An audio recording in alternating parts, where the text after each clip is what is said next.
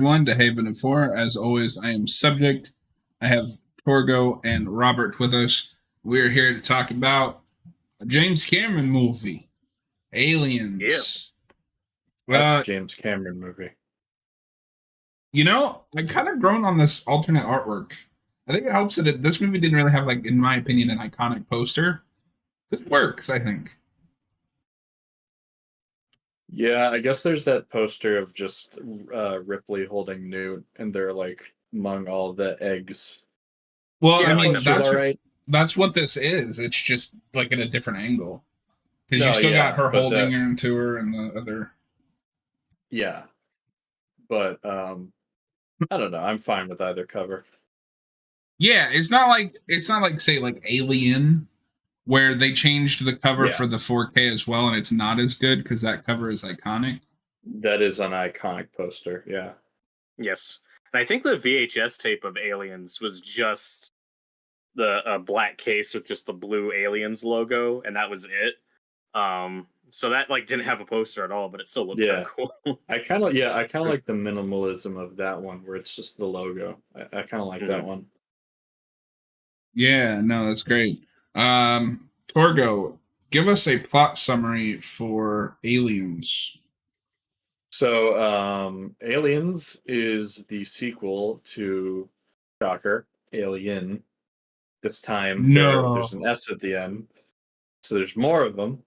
But we pick up with Ripley, 57 years after the original. He's been in cryosleep for a long time, and she wakes up to realize that her her daughter is gone, has aged and died without her. And Depending on the cut you watch. Depending on the cut, yeah. And we'll get to that. But she also discovers that the planet that they landed on, where the crashed alien ship, has now colonized. And later, the aliens come out and start attacking everyone in the colonies. So she's assigned with this team of space marines to go down and basically save all of the survivors and make a perimeter around them. Create around the survivors a perimeter. Create. That's the general premise of Aliens. It is. That was quite the summary. Thank you. So where do you guys want to start? Do you want to start with the theatrical cut and then talk about the differences in the special edition, director's cut, whatever you want to call it? Or do you want to start with the special edition? I think maybe we should save like comparisons for later and just get to like, I don't know, like what we like about this movie. I don't disagree. I just mean, what cut do you want to start with so we're not jumping back and forth? I think we can mainly just focus on the theatrical for now. Okay. So obviously this movie takes place 50 years after Alien, but they have cryosleep to explain it, which is kind of cool. The only problem, and we'll get more into this later, but I don't know if it needed to be 50 years in this cut. Specifically in the theatrical cut? And specifically in the theatrical cut. Oh, because of the Newt thing? It does, because that's the only way the colony makes sense. Like, I That's guess you true. could say that happened in like a decade, but like you still need like a significant amount of time for that to make sense. No, you're right. I didn't think about that. But what I appreciate about like the status quo of this movie is Alien isn't really a happy ending either. Like, she's just drifting off into space. And it's kind of the Sam Raimi thing where each movie progressively gets worse for our protagonist. But in this case, Ellen Ripley.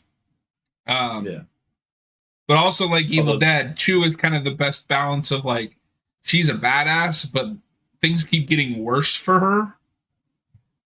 Yeah. Although by the end of this one, it's a pretty happy ending, all things considered. It's just until you get to the next movie. And they never made another one.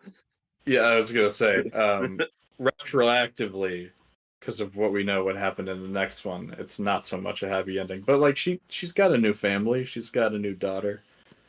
Like just for this movie as a piece, it's a happy ending. No, yeah. Well, a defense I always hear for Alien 3, which is a movie where there are things I like about it. We'll review that another time.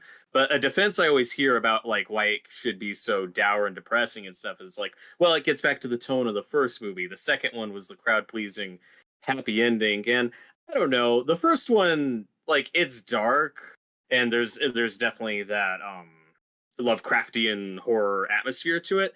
But by the end of that movie, it's still a little crowd-pleasing. Like, she saves the cat. You know, she saves the cat. Okay. He gets away. Like, it's not a super depressing. So let me ask you: ending. is this ending any more upbeat than the original? Like, yeah, she's not alone this time, but it's the same status quo. They're going into hypersleep. Who knows when they'll be found? I mean, it still plays like a happy ending to me, but I guess this can also. Well, but Alien plays like a happy ending as well. But when you think about it, she's kind of screwed. Yeah, well, in that one she's alone, and this one she's got people with her. Yeah, exactly. But she's still screwed, stranded out in the middle of nowhere. I've never interpreted it as her being stranded. Like, maybe technology's gotten better. Yeah, I think the ship is supposed to be heading back to the base. Earth, yeah. Are you sure? Because they made it seem like, well, maybe they'll find us. I mean, they don't really say. I don't know. I guess it could be read either way. It's never played that ambiguous to me, but I guess that can segue us into, though, a lot of people, again, another defense of the third one is like, well, it's a horror movie again. The second one was just an action movie, and my response to that is like, I still consider this an action horror movie. Like, when you guys, no, this is absolutely an action horror. Arguably, this is the action horror film. Right. This is a perfect balance. Like, compare this to something like Terminator 2, which James Cameron also did, and while that still has horror elements, I think we'd all agree, like, that's primarily an action movie. Like, there's some scary stuff in it, but, like, that's an action movie for the most part. This is a horror action movie. Like, there's still a lot of horror in it. Yeah. And I appreciate that. I mean, you have that scene where they go into the colonies and they find all the cocoons, and that's like a really tense, a genuinely really tense scene. And, like, it gets pretty, like, not over the top, but it gets bigger and a little more actiony later in that scene, but it's still more focused on tension for the most part.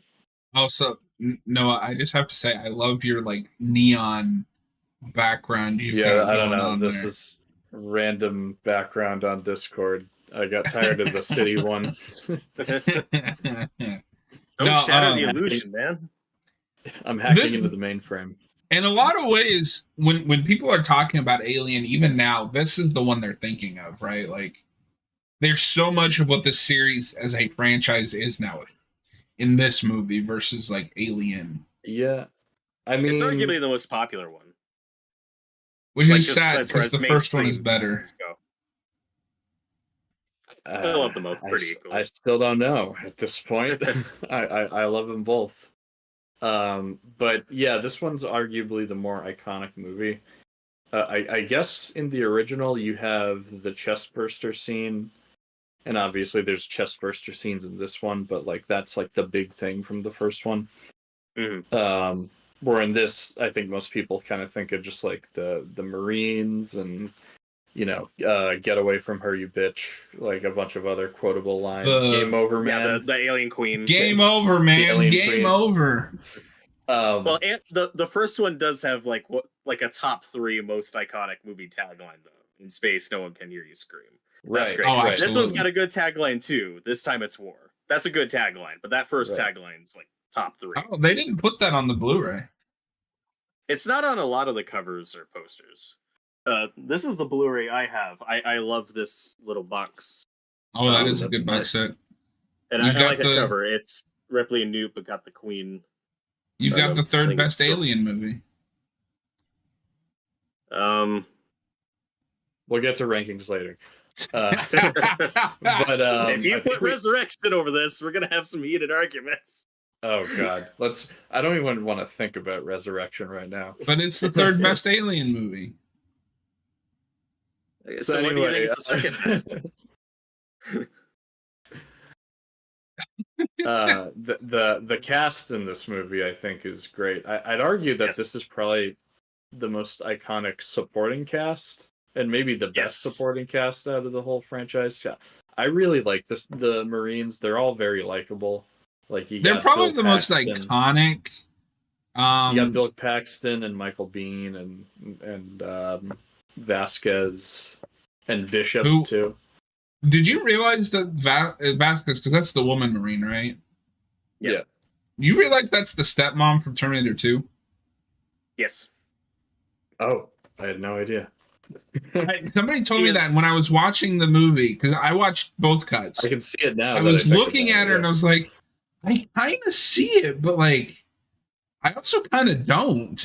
Well, I wasn't gonna bring this up. I guess we should acknowledge the elephant in the room. If there's anything dated for this movie, is that they put that actress in brown face and a wig to make her look like a Mexican instead of just casting a Mexican actress. Like, I don't know what she is. I think she's biracial in real life. I don't know what she is. It's a little.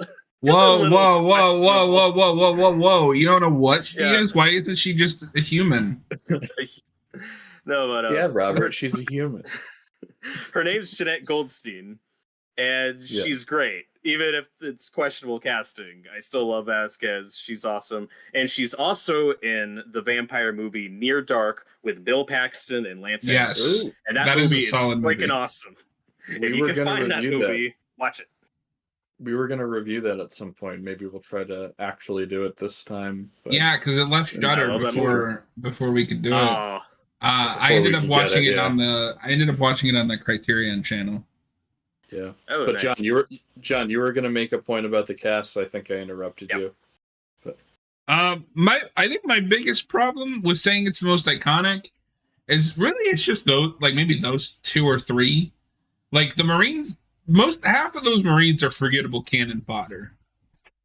Oh, I don't agree with that. I love the drill sergeant. He's not in the movie a lot. He chews so much scenery. Apon. Yeah, it's the guy from Halo.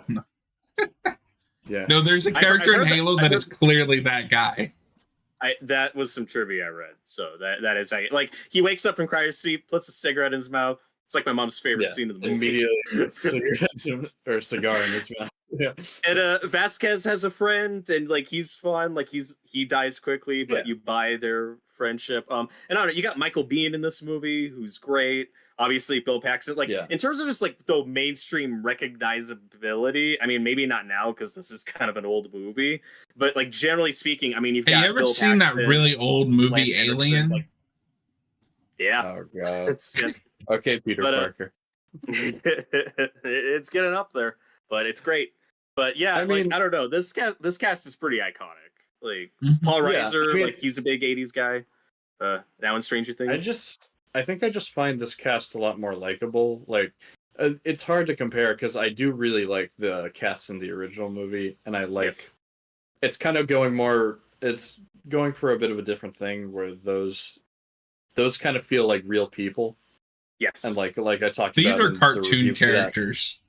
Yes. Like in Alien, they're a lot more like naturalistic and like they feel like a real crew. In this, they're caricatures, but they're really fun caricatures. No, don't get me wrong. I think some of them are really good. But when I think about the Marines, the two that stand out to me are Vasquez and Bill Paxton's character. Michael Biehn is fine, but I feel like he gets a little lost in the shuffle. And I feel like that's just because, at least on a character level, he's not as, I want to say, charismatic as like Bill Paxton. Because Bill Paxton just chews scenery like every scene that he's in. Right.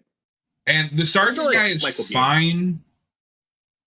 But I don't know. Maybe I'm just cynical because I've seen that character done after this, which isn't fair to the piece. But I feel like two of the Marines kind of rise to the top above everyone else. I mean, the first movie is literally 7 characters. Like it's as far as our main ensemble goes, like it's about as many as the first movie had. You know, when we get to our main ensemble in the back half. I'm not saying they're not, but I'm saying that the characters in Alien feel more like Noah said, feel more like human beings. These are Well, that's caricatures. true. And if you're going to be a Yeah. caricature, you need to have a charismatic actor to make your performance memorable. I'm not saying that anyone was forgettable, but I'm saying that some are below others.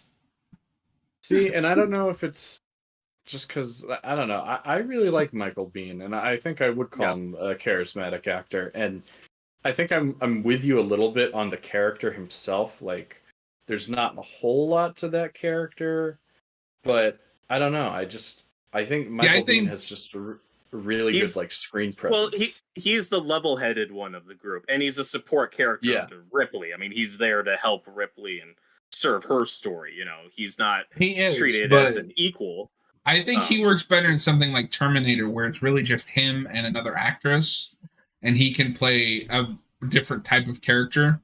Whereas you're putting him up against like Bill Paxton, the lady that plays Vasquez. You just said her name, but I can't remember. Who are more scene steal.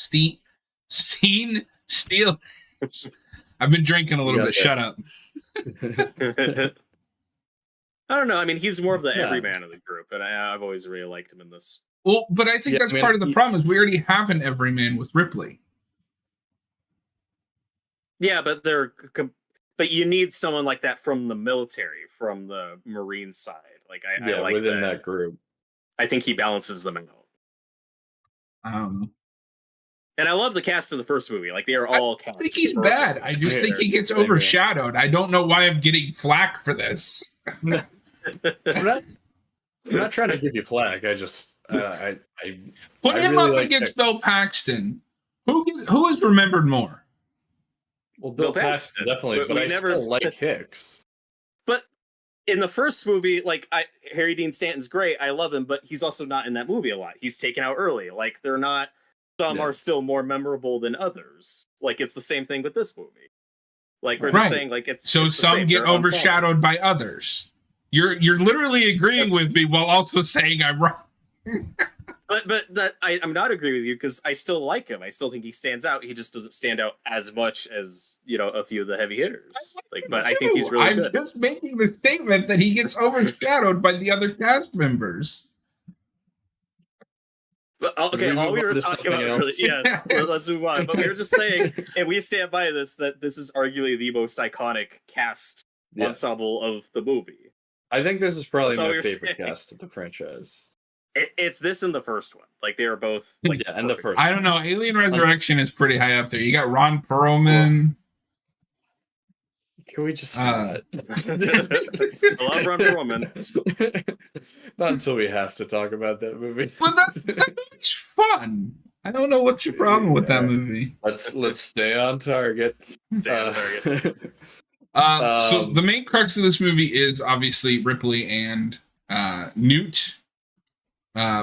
Which I'm blanking at the moment. Is that just what she says her name is, or is that a nickname they give her? That's she prefers to be called Newt. Her real name's Rebecca. Yeah, okay. But it is like a nickname, but something she calls herself. Yeah. I really like Newt for a child actress at the time. She is doing great. She's really good. Yeah. I'm shocked because you don't see many good kid actors from this time period. Yeah, when you first meet her, at least in the theatrical cut, when you first meet her, she does a great job of playing like a traumatized child. Yeah. Wait, are you saying? Did you say you disagree with that? There's lots of good child actors from the 80s. From the 80s? Like, have you seen Stand By Me? Like Corey Feldman? Corey Feldman, Kiefer Sutherland, Josh Brolin, the kid from Temple of Doom, Kyu Kwan. Yeah, like, there's lots of good 80s child actors. I don't know. Corey Feldman's okay, but he's not like amazing. He's really good. He's really good. You're not giving him enough credit. Yeah, it's good for a kid actor. But anyway, but yeah, Newt's really good. Yeah, there are some corny moments, but like they're not necessarily her fault. I think the cheesiest part of the whole movie, it cracks me up every time. It's after the ship explodes when they're like, shucks, I guess we're not getting off the planet. Is Ripley turns to Newt and just says, I'm sorry, Newt. Like the way she says it makes me laugh every time. It's just like, it feels like she just dropped her lollipop. I'm sorry, Newt. Like that's the. Dude, Other than the that, thi- Sigourney Weaver's amazing in this movie. the thing in that scene I always think about, obviously, is just like you hear "Game Over, man, game over" in the Yes. background when Bill Which is Paxton's amazing. freaking out. Yeah, that's one of the iconic lines from this. But we can talk. I guess if we want to save like talking about the special edition for later, I'll still just say that Newt and Ripley's relationship is it's good in the theatrical version. I think that there's a little bit more context to it in the special Yes. edition, but it still works pretty well. Yeah, and I think the two actors just have really good chemistry. Yeah, for sure. Yeah, no, it's impressive how well everything comes together. Especially changing tones like this. Correct me if I'm wrong, because I'm no like movie historian, but this is one of the first big like the first movie is like a horror movie, and then we're jumping to like action horror for the second one, right? Like this is the first big one. You're I probably mean, the not only wrong. other Wait, I example made a can point, think and for of- once, Robert isn't going to argue with me. What? You've been arguing only with me this whole stream. The only other one I can think of, obviously, is Terminator. So, and obviously, this is before T2. So That comes you're probably right later. about that. Yeah. Yeah, the only thing I could really think of that's very different is like how something like the Universal monster movies start as just straightforward horror movies and then turn into weird schlock after. But like those are very different. Yeah, no, than that's this. I can see that.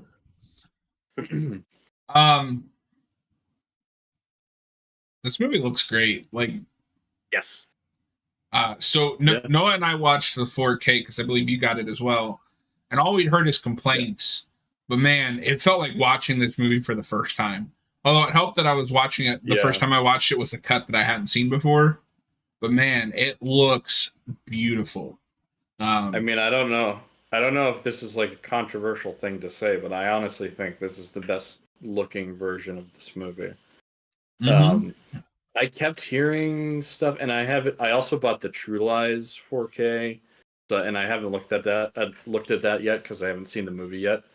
But I kept hearing negative stuff about the new Cameron 4Ks, and because of his track record, I know the T2 one was pretty bad. Mm-hmm. I was like dreading. I was like, all right, I think I'm gonna avoid getting these, but since we were reviewing this movie, I was like, why the hell not? And when I actually watched it, I really couldn't notice any like AI or any like anything that was like too smooth. Like all the characters, you could still see the detail on the characters and like the sets and stuff. Like it's just a really good looking 4K. Like I don't know. Yeah, I'd recommend it. I'd highly recommend it. Don't listen to anyone. If you just pick it up if you can find it. I know there was some stocking issues there for a while, but hopefully they got that fixed. But what is really cool about this movie is a lot of the effects, even when you have some of the more ambitious stuff, like that opening shot of like the ship, going through space. It looks better than I think it should, because they're using, I would assume, miniatures, Yes. Yeah. and stuff. And then I would assume all of the aliens are still practical. Yeah, it's a mix of like animatronics and people in suits. Like I watched a little bit of the behind the scenes stuff, and I didn't know there's like 3 people in that queen alien suit. Oh, I wow. always thought it was all animatronic, but I think that's just the head. Like the body, there's like different people controlling the arms inside. Like it was really cool. Like that's the effort that they put into this. I sadly did not get a chance to watch any of the special features. I barely finished the theatrical cut before we had to come film this. Oh, yeah. Well, one of the first shots of this movie that's just always mesmerized me is when they first like find Ripley's ship. There's just all the frost, and it's all very cold, and there's like fog in there, and like that beam of light comes in, that blue beam that's just scanning back and forth, and just like the way the fog reflects off of that, like it's such a cool looking shot. It's one of those shots where I'm like, how did he do that? Like it looks beautiful. And the whole movie, even like when the miniatures are obvious, like you don't care just because it looks cool. I don't care. Like that's the thing. I never really care about that stuff with old movies because I find it charming, and it's like, even if it like the really good looking ones, like I'm always just so impressed. Like this was made by people. Like this is like a handcrafted in-camera effect. Not to romanticize that stuff, or obviously you can create great work with CGI, but like, I do say I'm a kind of the opinion that we rely on it a little too much now. But yes, well, and this is a movie that holds up. Conversation. This movie holds up like 90%, 95%, and like that 5 to 10% that's a little dated. Like that's the stuff that could be hypothetically touched up with CG. We don't actually want that, but you know what I mean. Just looking at it. No, I want them to copy and paste 20 more xenomorphs onto every frame. But some of the effects are a little dated, and this is very nitpicky. It's just sometimes when there's like clearly just a puppet or like just a figure xenomorph who's about to get shot or run over by the truck, who's just like frozen, like a dummy. For a second. Right, it's just a dummy and it blows up. Like, and again, it's a nitpick. It's not a big deal. Most of it looks freaking awesome. Yeah, no, I love that stuff. And actually, when I was a kid and I first watched these movies, I always preferred this one because, like on a first viewing, I was always, for one, it's more of like an action movie, so I like that. And I was always impressed with the effects, and I was like more so than the original because this is on a bigger scale, and like they pulled it off, and it looks great. Now more so, I've grown to really love the original. So it's hard for me we could talk about it later, but it's hard for me to pick between the two of them.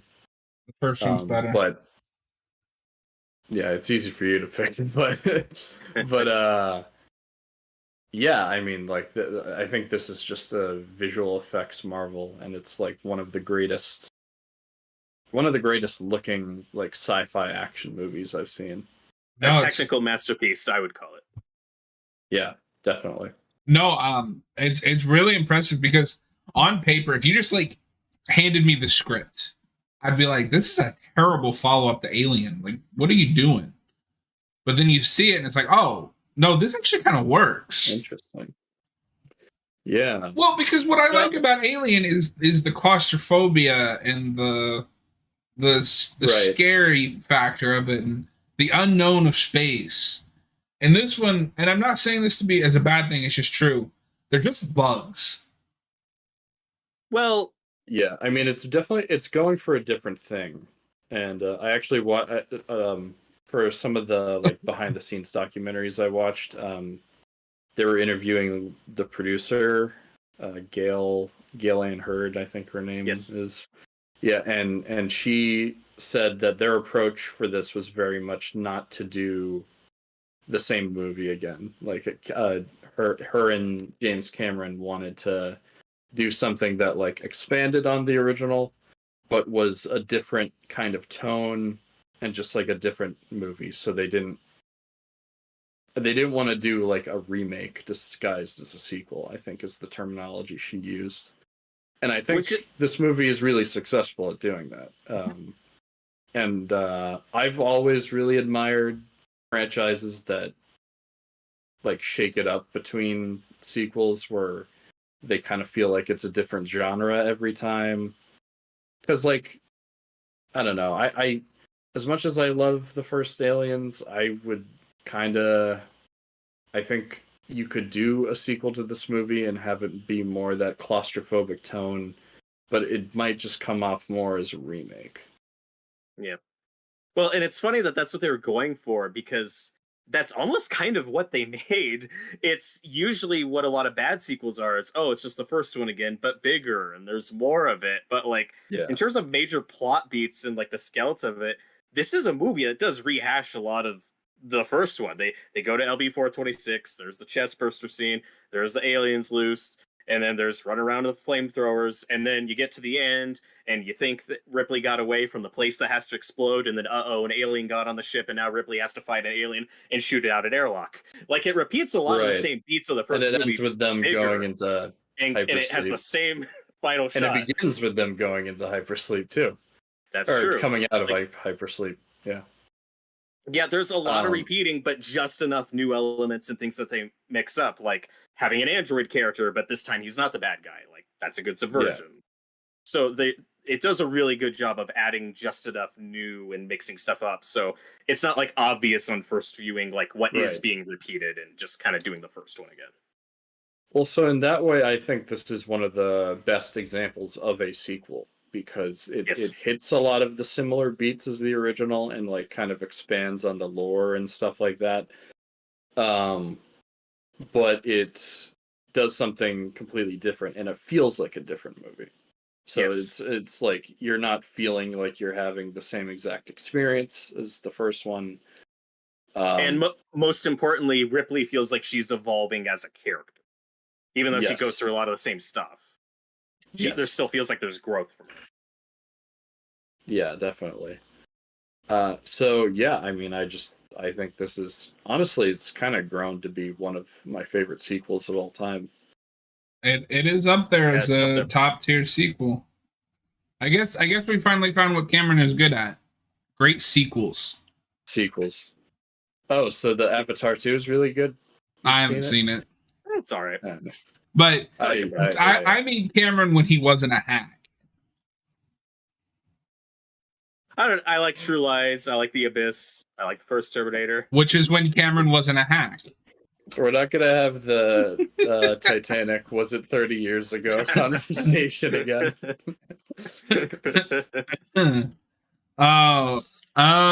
Let's see. I wrote down some notes. Good. Yeah. What are we missing? So I mentioned it in passing to you, Noah, I think. But to mention the director's cut for a moment, the director's cut specifically gives Ripley's daughter a name, Amanda Ripley. I did not realize that this is where this is from, but that is what the game Alien Isolation is about that character looking for her mom. Yeah. So now we know where her story kind of starts and where it ends. We don't have the middle. Well, I haven't mentioned this to you, Noah, but the great thing, I mean, what sucks is, we'll get more into this later, but, you know, Ripley's daughter not mentioned at all in the theatrical cut. Like, you have to watch the extended cut for that stuff. But what's great is, with that Alien Isolation game, had it had sequels, you could really do whatever you want with Amanda Ripley, and then just say, like, oh, right, Burke just lied. He just lied to Ellen Ripley about what happened to her daughter, because what? Burke lied to her? Like, I don't believe that. Like, that's an easy retcon. Yeah, like, that's an easy retcon, like, if you wanted to go there. Like, if Amanda just, like, disappeared or went off on her own adventure, like, or was killed by aliens, like, you could do whatever you want with Amanda Ripley, and, like, that's an easy retcon. Just say, like, Burke lied about it. It works. Yeah, that's true. I don't know. I think that's a good idea, but I think I still like how it's played in the special edition, where I feel like retconning it though would be kind of like killing Newt off at the beginning of your next film. Oh wait. Well, what matters is Ripley's reaction to it and how she deals with that the rest of the movie. Yeah, but then she was upset for no reason. Not necessarily. But why would she? I mean, why would she trust? She abandoned her daughter. Yeah, but also, why would she trust this company that she knows sent them out there to get that thing?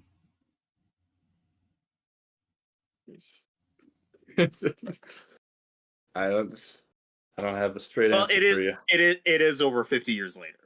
You know, it's not the same people at that company. And she does ask Burke, like, face to face, like, we're going to destroy these things, right? And he says, yes, I gave you my word. And whoops, he ends up being a liar. But, you know, it's what happens.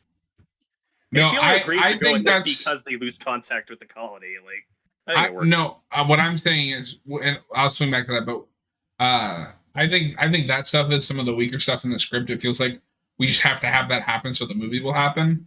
But what I'm saying is if you retconned it, my only thought would be, well, why did you listen to them in the first place? They tried to kill you in the first movie. I think you're on a different train of thought than I am. But like Robert said, it's been decades since the first movie, and maybe management has changed. But why would she trust them on first sight? She woke up in a new time. Really She good mood, needs apparently. Whatever. What do you mean? with her chest burster nightmares? That was sarcasm. Like, I don't know. Like, these are the first people she meets. Like, who else is she gonna trust? Right. Especially when everyone in that room is grilling her and doesn't believe her story. Yeah, if it were me, I'd get the fuck out of there. Okay, and go where? She's stuck. She's a woman out of time. So she has no money. Job. Yeah, she's potentially... There's possibility of her getting arrested because they're like, look, all we know is all your crew died and you destroyed all this equipment. Like, I like how we deal with the consequences of that from the first movie where, yeah, there's no witnesses, there's no evidence. And I mean, I wasn't even necessarily talking about the actual scripted movie. I was just talking about your retcon, or your retcon theory. Yeah, but anyway, if you want to go there, all she would have had to do is just jump on a smuggler ship and leave. I think we're just on a different plane with that. Noah knows what I'm talking about. I think we're coming at that from two different angles. Noah's like, God damn it. We should move on. I just love how you two get into like the biggest arguments over the littlest of things. We're both very opinionated. But I'm more confused than anything because I think we're arguing about different things. And that's why I think we should move on. All I was saying was you could have Amanda Ripley like killed by aliens or disappear or whatever, and then just retroactively say, "Oh yeah, Burke just lied to Ellen about what happened to her." Like she said, "Oh, she just died of cancer. She just got old." Like that was a lie. Like all I was saying was that's an easy retcon. Yeah, and I don't know. The movie still works. Like, to be fair, I might have seen maybe like if I saw it, played out, I might buy it, but I don't know. That I think seems like a cheap retcon. Work, then yeah, if you could make it work, it's whatever. I don't know. I think that'd be pushing a little too far. Like, how many times is she going to trust these people? But it's still the same movie. Like, I don't. Well, this is. I mean, I don't know. This is the last time she. Because by Alien 3, she definitely doesn't trust this company anymore. Yeah. So what you're saying is she shouldn't believe Burke when he tells her that her daughter got old and died. Like, is that what you're saying? Not necessarily. I would have had her be a little more suspicious about it. I don't know. Like, Burke, he seems like a trustworthy guy at first. He's a wolf in sheep's clothing. He's very but you also have to remember that this is the same Ripley that was betrayed by what's the robot in the first one? Ash, who was programmed by this very same company. I don't care if it's different people. A company's values don't change in 50 years. Maybe not, but it's not a detail I'm that focused on. Yeah. Because and then in retrospect, and so to talk about the plot point that comes up later in the movie, I'm right in the end because he's a greedy asshole. Yeah, that tries to kill her. Yeah, he's untrustworthy. But I mean, I can see why someone would trust him at first. Yeah, I guess. He's the only guy on her side. Yeah. Like he's sticking up for her in the hearing. Yeah, and like if someone just told you, "Oh, it's been 57 years, you're in cryosleep, and your daughter died," like, yeah, I think you're going to be more emotional than suspicious. Okay, so let me ask you this then, because going by their math, because then she mentioned that it would have been Amanda's like 11th birthday that she was late for.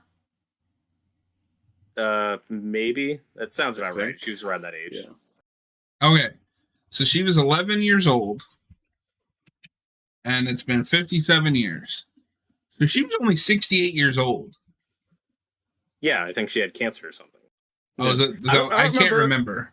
I don't remember if they specify that in the extended cut, but I mean, you could assume that. Not everyone gets to live to be 80. Yeah, I think it's fine. Some people have died in their late 60s. Like, it's believable. I don't know, man. I watched Prometheus. You can age people backwards. Oh God.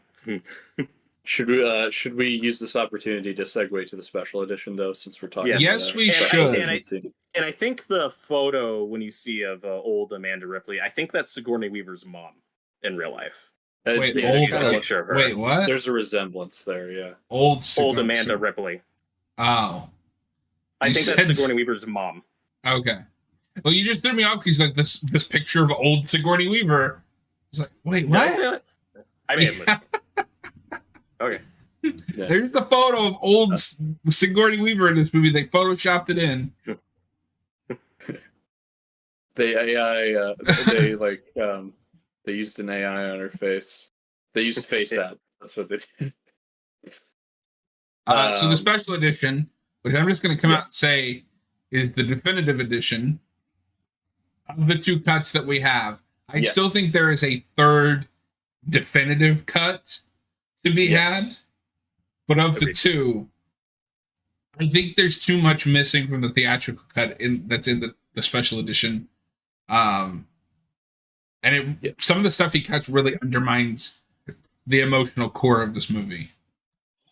I agree.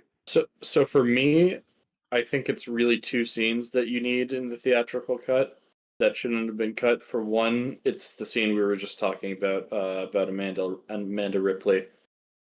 And then when you see the colony shortly afterwards, and you get that introduction to Newt's family, it's like a new introduction to Newt. I think that hearing about it in the theatrical cut is fine, but I appreciate that it shows you the start of how the colonies were basically first attacked by the aliens, and I like that more. I appreciate being able to see it rather than just hearing about it. I prefer that sequence being cut. I think it. Okay, I've heard that a lot. Yeah, that's I think that's fine. I appreciate getting to see that stuff. I've just always preferred more of the suspense and the slow build up, like not knowing what happened. And of course, if you'd seen the first movie, and obviously you've seen the title, so you know there's going to be multiple aliens. Like there's still mystery, there's still surprise there. And I prefer being introduced to Newt as just this little feral trials and just the little tidbits of backstory you get from her dialogue. Because I think John can correct me on this. I think her father is the first one infected with a facehugger, and I think that's the guy they later say died trying to take the. You see the facehugger on the dad. Yeah. I'm surprisingly indifferent. I like that it kind of builds up this is the sequel. There's going to be a lot of them this time, because I don't think that's a given in the theatrical cut. Except for the title. Well, but just watching the movie. But you see that scene and you're like, oh shit, there's going to be a lot of them. How are you going to deal with this? What is madness? And I don't know what James Cameron was thinking as you cut all of the stuff with her daughter. That completely undermines the emotional payoff to that storyline. Yeah, I agree. Well, that would be overall. Oh, go ahead, no. Well, I think overall, the theatrical cut is paced better, and I like that the special edition adds more context to things. But I'm with you, John, that I think there's a secret third cut that needs to be made. Get on it, and Noah. Really, maybe I will. I don't know. I think all I would do is just take the theatrical cut and put in the Amanda Ripley scene and the colony scene, and really that's it. I don't know if that throws off the pacing too much, but I'd have to watch both cuts back to back to see what else is missing. Because I watched the theatrical cut or the director's cut yesterday, and then I watched the theatrical cut today, and I have trouble remembering. Where's that scene? But that stuck with me. To use an example of a game that Robert and I have been playing, that would be like if you cut Sarah out of The Last of Us. I guess Ripley just adopts this girl because she's there. She's a woman, well, so she likes yeah. kids. Her motherly the- instincts kicked in. Yeah, Newt's the new cat of this movie. Newt is the Jonesy of this movie, the thing that Yeah. Ripley needs to go back Newt for Jonesy. and rescue.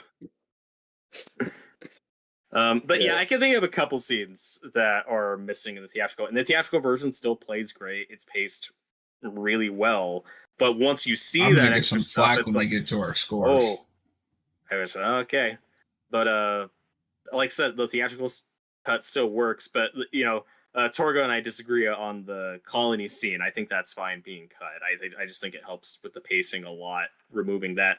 But also, when the Marines are there and they're looking for survivors and they're finding nothing, that's a little extended. There's a fake out where I think it's like a hamster or something that they There's a find. hamster thing. Yeah. So I'm kind of indifferent to that part. It adds more tension, but it also slows it down a bit. And another one is when they're approaching the planet, Hudson has like this long monologue, like bragging to Ripley, like explaining like all this equipment and like the weapons and stuff. And it's a good scene. Like Bill Paxton's great, but again, it's like I'm fine with that being removed. It just helps for pacing. And you still get so much Bill Paxton in this movie that like I don't miss it when it's gone. Exactly. Yeah, and like all of the scenes he has are great. Yeah, and the big one in the second half of the movie is when they have like the automatic turrets set up in the hallways that shoot and ward off the xenomorphs that are trying to get in. That's good stuff. Like the movie still works without it, but it does just give you some more fun alien action and kind of, again, if I'm going to nitpick the theatrical cut, like you do go a long time after the initial battle without even seeing the xenomorphs, except for like the facehugger sequence. So the turret scene's like cool, but it's still fine without it. But I prefer that being back in. This might be a hot take, but I actually don't mind the long time without xenomorphs. Like the action in this is good for what it is, but I find in some ways it's limited by the fact that it's just a bunch of Marines. Like, I don't want to say it's uncreative, but 90% of the action is just people shooting at bugs, for better or worse term. I think they do a good job mixing it up. It is extremely well shot action, but still 90% of it is just that people shooting at bugs. There's also the flamethrower. Yeah, Mac wants the flamethrower and the grenade launcher. I don't think there's as much just running around as in shooting as like there's a few scenes of that, but I really like the turret setup scene just because they do have like the limited ammo and like they're watching the number go down like oh god. Yeah. And then the facehugger scene's great when Ripley and Newt are trapped. Like that's something you get in this movie that's not in the first one, because the only facehugger you get in the first movie immediately goes on Kane, and here it's like, oh, we're trapped in a room with a couple of facehuggers and this really sucks. That's a great sequence. No, that might be my favorite action scene just because there's a bit more tension to it. Because it's Ripley, and like that's the character I'm most invested in. Yeah. Except for when you cut out her emotional core to the movie, but whatever. This movie kind of, even though the first one established the facehugger, this one kind of established it as more of like a creature that you can like kill and fight, and like because it shows up in like video games, and then like the AVP movies has like a big scene with the facehuggers from what I remember. So that's the whole plot of that movie. I saw it once. I don't think one thing I like about this movie that is a big criticism is that like, oh, the xenomorphs, they're just bugs in this. I don't completely agree with that. They are stealthy. Like they do learn and adapt throughout the movie. And the big one is just that when they cut the power. And Hudson's like, how they cut the power? They're animals. It's like, no, they're intelligent. But the queen at the end gets on the elevator to go after Ripley. Like, I don't know if they're any dumber than the one in the first movie. Is the difference is you've got a bunch of guys with machine guns in this one. In the first one, they had like a flamethrower and a taser. But the difference is the first one. Of them. The xenomorph in the first movie didn't act like a bug. It acted like a predator. Yes, they do smart. Yes, they do. Yes, they do smart things like turning off the power, but they also have a lot of scenes that are very Starship Troopers, which is why you compare them to bugs. Well, I think that's what happens when you replace like regular blue collar workers with Marines as the main characters. It's like that's the result of that. Like this is Yeah. what is going to If you have a happen in that room, situation. if you have a room full of smart guys and a room full of guys with machine guns, the guys with machine guns are And I gonna win. understand that, but it doesn't change the fact that they are more bug-like in this one. Maybe in appearance, but in personality and behavior. They I live don't in a think so. hive and have a queen. Yeah. None of that Yeah. was in the first movie. Well, the first one he does have like his little nest. But Well, I mean, they of have course a that's nest, cut but it's out. just a bunch of eggs. Oh, if you're talking about a cutscene, I haven't seen the cutscenes for Alien. Yeah. Well, But that's why really... people say that is because then that first movie is such a mysterious creature, and it doesn't act like it doesn't have like a pattern that you can describe. It's just a thing. In this, you have to admit they are very bug-like. There's swarms of them. There's a queen, and they have nests. Well, I also don't think it's that big of an issue that they're bug-like. I don't mind it in this movie, and I like that it expands on like the lore of the first one because this Is there a introduces lore the reason? Queen. There's a lore reason why the aliens have eggs. Like we finally know who lays the eggs. I don't think it's either good or bad personally, but I do think it is a bit of a downgrade from like this unstoppable killing machine that it's presented as in the first movie. Yeah, I get what you're saying, but like I said before, like that's just inherently what's going to happen when you put like trained killers. When you put trained killers instead of blue collar workers. Okay, but and imagine. There's still like a threat. Like they take a lot of the Marines out. No, the Marines are overwhelmed easily, and I appreciate that. But let me pitch you an idea. You want to take the similar, the Marines go to this colony, and let's say they find one alien.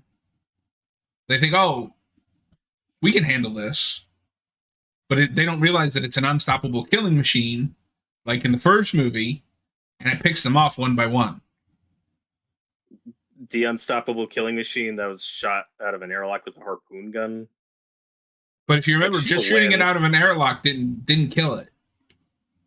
I don't remember why it explodes at the end of the first movie, but because it's been a minute. Well, the engine blasts out. Like, I don't know.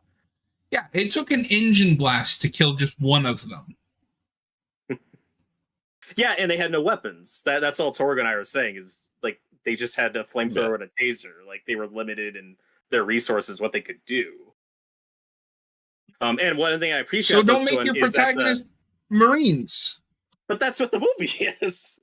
You're just asking for a different movie. Well, no, what I'm saying is because I don't think the movie that we have is necessarily a problem. I'm just saying that I think there's other routes you could have went. Like maybe, a team went out to find Ripley, but they found the xenomorph instead. Okay. Yeah, and I just think what we got works. Yeah, and one thing I like though that is a problem that like really kind of hurts just their tactics and what they're even able to do is the acid blood. I like how they keep reminding you of that. Like one guy just gets sprayed with it and dies when he shoots one. When she kills one, like that also takes her out because the acid blood goes through her leg and incapacitates her. On him.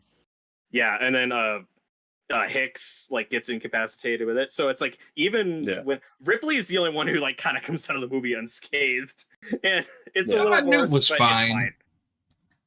Ripley, I knew it was fine, but like Ripley is the only one Bishop who see, was like, fine. shoot a lot of them who like doesn't really get injured. Ripped in half. He was fine. Yeah. Bishop got ripped in half, dude. That's the one thing I did want to bring up where I think the one thing that I think this movie has a major over the first one. Lance Hendrickson. What the hell is that guy's name? Yeah. Lance Hendrickson. Yes. It's so much better than whoever plays Ash in the first movie. I disagree. I don't agree with that. I love Ian Holm. Oh, so now you hate the cast in the first movie? Is that what you're saying? Yes, that is exactly what I'm saying. No, I don't Holm's think great. it's bad. I just think that Lance brings a better personality to it. Well, I think that's the They're key different difference things. is that like Bishop is a newer model. Yes. So like he's got more of a personality, whereas Ash was an older Also, to be fair, model. I like that actor a lot. Yeah. Well, Ash is I Ian Holm. It's Bilbo I Baggins, really like, dude. I really like both Is that actors, what and it yeah, is? yeah, it's Bilbo in Lord of the Rings. Huh. Um, I didn't know that. but Ash does a good job of playing like threatening and cold. Yes, which and makes sense because he's an older android. So there's also just those really weird, like, repressed sexual urges, undertones to him that you get later, like when he's attacking Ripley and he's like shoving that magazine down her mouth. It's like, yeah. why is he doing that? Like, he's a really creepy character, and for most of the movie, he's just like the quiet, like socially awkward one. And they even say like he's the new guy. Like, he's not like a family, like a part of like the rest And of then the he crew. It's like he's bleeds the new guy. milk. He's the company guy. And that actually does remind me though, because there's a scene with him I really want to talk about that I forgot to when we reviewed the first movie, when he's like by himself. I think it's when they're first getting to LV-426, or he's by himself and he just has this little moment where he just kind of amps himself up, and it's really weird and interesting that an android. And of course, on first viewing, you don't know why he's doing that, and on second viewing, it's like, oh, because he's mysterious and he's scheming. Yeah. Like, he has this other thing going on. Like, that Ash is great. And Bishop, they do a really good job of still keeping some of that socially awkwardness, but just making him a lot more endearing. And on first viewing, you're like, I don't know if I trust that guy. But on second viewing, when you know where it's going, it's like, all right, this guy's great. I think this is something else the special edition adds. There's like a brief part where he's studying the face hugger. And like That's in some both guys. Oh, it isn't? Okay. Yeah, I couldn't remember if it was in the theatrical cut or not. Because when I watched that, I was like, oh yeah, that kind of adds a little bit more of like suspicion to him. Like, is he like Ash and he's gonna malfunction and or like go rogue, or he's got like alternate programming. But I like the subversion that he's a good guy. And I like that. I always love robots and stories who still have like that self-preservation, like when they're saying like, oh, this is like almost a suicide mission, like when he volunteers to go off on his own and he's like, oh, I don't want to do it, but I have to, but I'm not stupid, like I don't want to die. Like I always like when they give robot characters like that bit of personality. It's like, no, I like living. I don't want but he's got that line where he's like, I may be synthetic. I may be synthetic, but I'm not stupid. No, do you even know what words are? I just forgot the line. Well, gents, we are at an hour. The only thing I wanted to bring up is it's kind of impressive how easily Ripley kind of slides into that leadership role once everything goes to shit. And I think this movie kind of shows Sigourney's range. Wow. As an actress, whereas in the first one she's still kind of a leader, but it's a different kind of leader than what she has to be in this one. Yeah, it's a different type of ensemble movie, but I mean, like Dallas is more of like the de facto leader, until he's taken out. Right. Well, that's a different guy. Yeah, but, I mean, she's a badass in this movie, and she's great. She like sells all of it. Like, and there is a lot of debate, but like there are a number of people who prefer Ripley in the first movie. Like, I guess because she's more of an underdog. Some people don't like the backstory they add with her daughter, and I don't get it. Like, she feels like the same character to me, just evolved more. Like, it's the first one's like her real trial by fire, and in this one, like, it's the next level, And I completely buy her growth in her art. I would say the only thing that's a little weird is she takes to the Marine stuff too quickly for just a civilian. I mean, she's kind of in the background for the first part, and she doesn't start like taking over until like that incompetent leader guy. But the guy who's never been in a battle before, clearly. However, it is necessary for the movie, and it doesn't ruin anything. I would, in fact, argue that Alien 3 ruins more than this movie does. I think we all agree with that. Well, I think I'm probably going to be the biggest Alien 3 defender here, but I still don't like that movie. I mean, I have it's nice things to just say about it. the inferior Alien sequel. Resurrection is better. Yeah, we'll see when I rewatch it. I don't know. That's the one I'm like looking forward to rewatching now that I've had time to digest it. Well, and I'll be yeah. watching the theatrical cut for the first time, and then I will rewatch the what the hell do they call it? Yeah, the assembly cut to see the differences. Robert, any final thoughts? And what is your score? I myself am going to separate scores for the theatrical versus the special edition because they do have two different scores for me. So if you want to do it that way, you can, or if you just want to give it an overall score, you can. However you prefer to do it. Well, we didn't do that for Exorcist 3, but whatever. I'm still just gonna give it a 5. Like it's but that's because those are two different movies. This is just the same movie with more added. Also, fuck you. We're not consistent. We don't have to be consistent, Robert. Get out of here. Yeah, I mean the theatrical cut is still awesome, plays great, but I do think Ripley has a richer arc in the extended cut. It's just a slower paced movie, so it just kind of depends on which one I'm in the mood for. Though the extended cut is what I visit more, but still, I'm gonna 5 out of 5. I love this movie. First one's a 5 out of 5. Like, I love them equally. I think I've grown, my appreciation for the first movie has just grown more and more with age, and I can call that the better movie, but like these are still both 5 out of 5. Yeah, for me. Absolutely. So yeah, Alien's great. And we also barely talked about the climax with the power loader, which is so awesome. Oh, yeah. It's like so many video game boss fights like had to have been looking at this movie. Like, this is how you do a final boss and change it up and keep it interesting. Like, here are the attacks you gotta dodge the tail, you gotta dodge the mouth. Dodge! Yeah, great. It's straight up a final boss in this movie. But not the final boss. That power loader animatronic, however they did it, is freaking incredible. The only goofy shot is when the queen grabs it and pulls Ripley into the ship. Over. And you can clearly see there is a Sigourney Weaver doll. Yeah, that's a miniature. That's a really obvious miniature. And the other stupid part is when she has to like open the airlock, hold on, doesn't warn Newt, or she never says, "Hey Newt, hold on to something."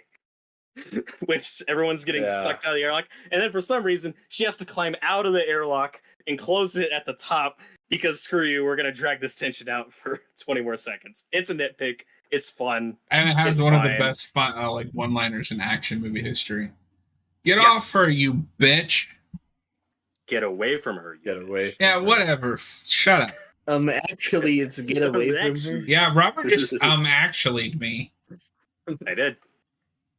I even typed it in the chat, John. Wait, what? I quoted "Get away from her, you bitch" earlier. Oh. Anyway. Yeah. I love this movie. Torgo, go on. Torgo, final thoughts? Anything else that you feel like we didn't cover? And your score? I honestly did not think this movie was going to get on the 5 out of 5 list, but here we are. 5 out of 5. I love this pretty much equally to Alien. I'd say maybe Alien's probably the better movie, but like I'll watch these back to back. There's no probably, it is the better movie. You're probably right. I'll watch these. I'll watch these back to back anytime and have a great time. Great time with it. So it's just sci-fi action horror classic. Are you giving a separate score to the theatrical and extended, or is that just your score for both cuts? Just overall 5 out of 5. Okay. Yeah. I'm adding it to the list right now since the majority. I kind of assumed I'd be the only person that would give it 5 out of 5. But oh no, I love this movie. When I was a teenager, like this was my favorite. Like I like the first one, but I definitely like this one more. But now they're like unequal. Oh yeah, this used to be my favorite, but I guess I will be the odd man out. I think this is a good sequel. Kind of what you could ask for from a sequel. It belongs in that same camp of like Terminator 2, The Dark Knight. Struggling to think of other sequels that like people love. Empire Strikes Back. Empire Strikes Back, where it's bigger and more and like but different at the same time. This is where I get crucified on the internet. I'm giving the theatrical cut a 3 out of 5. Wow. Whoa. And I am Low. giving the director's cut a 4 out of 5. I really think you need at least that one scene. The 5 out of 5 cut exists there somewhere that is just as good as that first movie, but we do not have it. That's why I brought that up, because I feel like I had to score them differently. Because without the crux of Ripley's arc, the rest of Ripley's story, in my opinion, doesn't work for me. But yeah, that is my score for Aliens. Yeah. Coming back to Haven and Four in 2 weeks from today with our review of Oculus. Are you excited? I'm excited. You look never so seen it excited, before. Noah. You're just like, I'm excited. I'm very excited. We're excited. Robert, as always, thank you for being here. I appreciate that you push back when I'm rambling. I think our arguments are very entertaining for the crowd. Hopefully, I let us think you know. enjoy them more than I do. Oh, I enjoy them quite a bit. Yes. Noah, as always, thank you for being here. We appreciate it, and we'll Yeah, talk of to you course. guys. We'll see you guys next time.